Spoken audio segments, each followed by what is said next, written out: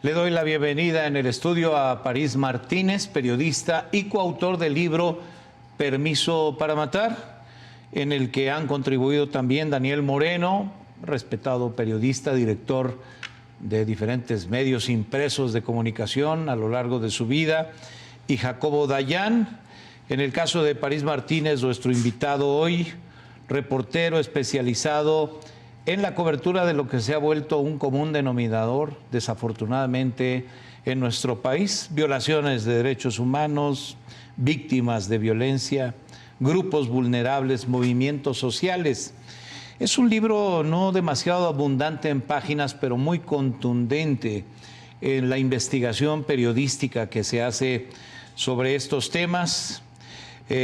Dice aquí mismo: este libro surge a partir de una investigación enfocada a un grupo específico de crímenes de guerra, así los denomina, desapariciones forzadas, pan de cada día en nuestro país, desafortunadamente, ejecuciones extrajudiciales cometidas por fuerzas de seguridad del gobierno, delitos contra víctimas inocentes e indefensas, hombres y mujeres que nada tienen que ver con el crimen organizado, y cuando uno acude a la autoridad dice: ahí están metidos, están involucrados, son manzana podrida. Gracias por estar aquí, París Martínez. Sé que además ha sido columna vertebral en este libro por la investigación específica que has hecho. Permiso para Matar, ¿qué nos dices en este documento periodístico? Muchísimas gracias. Pues bueno, esta es una investigación en la que invertimos 5 años, un grupo de periodistas y académicos, periodistas de todo el país, que contribuyeron con ideas, con entrevistas, etcétera, para reunir testimonios y datos duros, con la intención de poder echar luz sobre una forma de violencia que, por supuesto, es parte de la cotidianidad de la ola de violencia en la que México está sumida desde hace mucho tiempo, pero que en parte también, porque así lo ha impulsado el discurso oficial, es una forma de violencia que ha quedado en segundo plano, que es la violencia del Estado. De alguna manera nos han vendido la idea de que la estrategia de confrontación encabezada por las Fuerzas Armadas en contra del crimen organizado ha sido una vía para construir seguridad, para devolverle a la ciudadanía derechos que el crimen organizado, la delincuencia, les ha arrebatado: el derecho a la tranquilidad, el derecho a la paz, el derecho al trabajo, a la vida, etcétera, ¿no?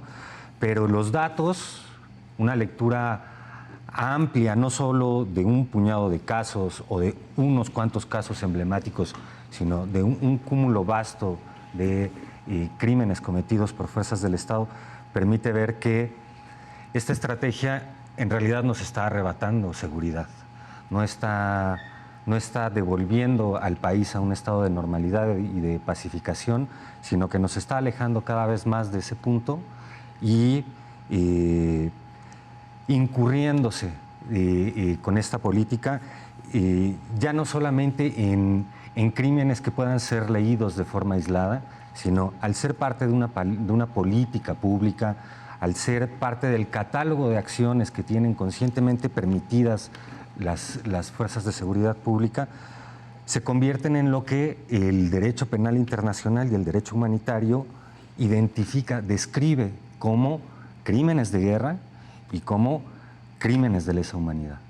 Entonces, para allá va la investigación que realizamos y que integra, bueno, se hicieron entrevistas con 191 víctimas, pero es una investigación basada en 1824 casos de desaparición forzada y ejecución extrajudicial cometidos en el país de 2007 para acá. Algo que se ha vuelto desafortunadamente en algo cotidiano. A mí todos los días me llega información dura, datos duros de cómo van creciendo los homicidios dolosos, más de 194,000 en lo que va del sexenio, y cómo van creciendo también los datos de desapariciones forzadas, en algunos casos de desaparecidos que tienen tantos años desaparecidos que es de suponer que son personas que perdieron la vida. No los podemos dar por muertos mientras no se encuentre que en efecto así fue, pero la suposición lleva a pensar que ese dato duro de desapariciones forzadas, conforme va cobrando años, representa personas que probablemente ya no están vivas. Relátanos, Paris Martínez, algo de lo que fue tu experiencia personal en las entrevistas, en la indagación, en la averiguación de estos casos muy individuales de personas que, como has relatado, han sido víctimas de desaparición forzada, de crímenes de Estado, incluso porque son cometidos por las fuerzas de seguridad. Pues es muy doloroso, pero al mismo tiempo todas estas familias aceptaron compartirnos sus historias porque saben de la importancia de visibilizar estos casos y en muchos casos también este ejercicio periodístico representó para esas familias la primera oportunidad de ser escuchadas por alguien que de manera atenta, respetuosa, escucha su dolor.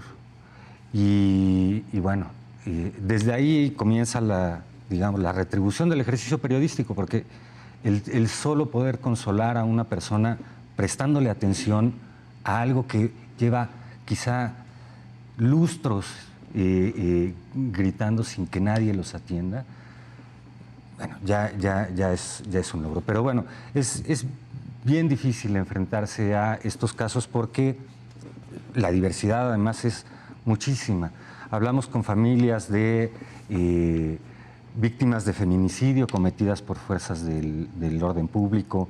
Hablamos con familiares de menores de edad que fueron asesinados o desaparecidos. Hablamos incluso con familiares de integrantes de las fuerzas públicas que han sido víctimas de ejecución extrajudicial o desaparición forzada por parte de otros integrantes de las fuerzas públicas.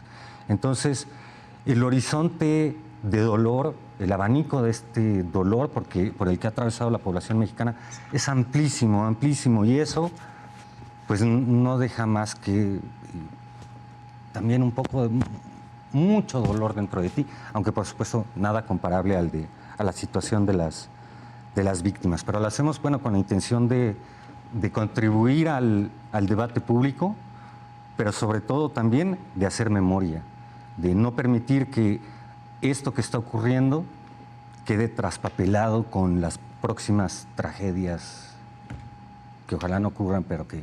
Bueno. Seguramente vendrán. Estamos frente a un Estado omiso.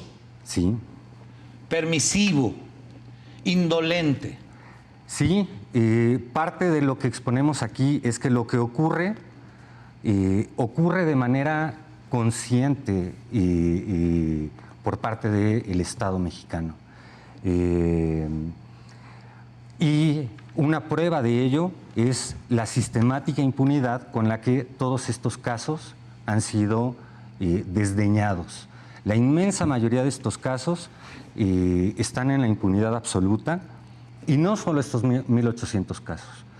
En general, ahí hacemos un recuento de los 600,000 delitos que han sido judicializados desde que inició la guerra, 97% han quedado impunes, han quedado sin sanción, o se ha demostrado que son delitos fabricados o delitos que ocurrieron, pero que no pudieron comprobarse a las personas que se les imputó. Déjame entender y comparte con nuestro público que nos escucha ahora, ¿qué te deja ver? Estamos hablando de un número de casos específico, pero sabemos que son muchos más casos. Esto es solo una representación que al mismo tiempo, como decías, es un abanico diverso de lo que llega a suceder, pero que está limitado a ese número. Hay muchos más casos. ¿Qué te deja como periodista, Paris Martínez, esta investigación? ¿Y a dónde debería conducirse el Estado para no ser omiso frente a esta realidad que se nos escupe en el rostro? Bueno, yo pienso que está un poco anunciado que la línea que estableció Calderón, que siguió luego Peña Nieto, que después consolidó López Obrador, seguirá, por lo menos en el próximo sexenio. Entonces, a nosotros nos quedó la sensación... Cuando hablas de eso, ¿a qué te refieres en relación con la aplicación de la justicia? En relación con la aplicación de la justicia, bueno, por ejemplo, la reforma judicial que se ha venido anunciando y configurando, no es necesariamente una reforma que establezca, que busque disminuir los niveles de discrecionalidad de los que deriva gran parte del problema de la impunidad relacionado con estos casos, sino que por el contrario, por lo menos esa es mi opinión personal, lo que anuncia es que la discrecionalidad se ampliará. La consolidación de la Guardia Nacional como un cuerpo de seguridad pública directamente bajo control de las Fuerzas Armadas, del Ejército, nos aleja de la posibilidad o del escenario aspirado de profesionalización de las policías civiles, de las fiscalías estatales. Eso no se ve de cerca. Y entonces, parte del planteamiento que se hace en el libro es que los organismos internacionales garantes del derecho internacional y del derecho internacional penal y del humanitario deben voltear a ver hacia lo que está ocurriendo en México, y la sociedad mexicana debe exigir que los derechos consagrados por los convenios internacionales que ha suscrito México puedan ser ejercidos de manera efectiva en el presente ya, porque para muchos de estos casos la justicia internacional, por ejemplo, es quizá, bueno, para muchos casos es la última oportunidad y para muchos es la única oportunidad de aspirar a que se alcance un mínimo de justicia y que no queden en la impunidad. ¿Cuál dirías desde tu punto de vista en este libro en el que participas tú y Daniel Moreno, Jacobo Dayan, cuál dirías que es la aportación, cuál es la inspiración que los ha llevado pues, a hacer esto, que es una denuncia pública con casos reales y testimonios reales de lo que está pasando en México, París? Bueno, nuestro objetivo es poder aportar elementos, evidencias de la sistematicidad de este problema. Los números sobre violencia que se han venido acumulando en México demuestran que la violencia es generalizada, que es constante y que ocurre en todos lados. Y nos hemos acostumbrado a eso. Pero no solo es generalizada.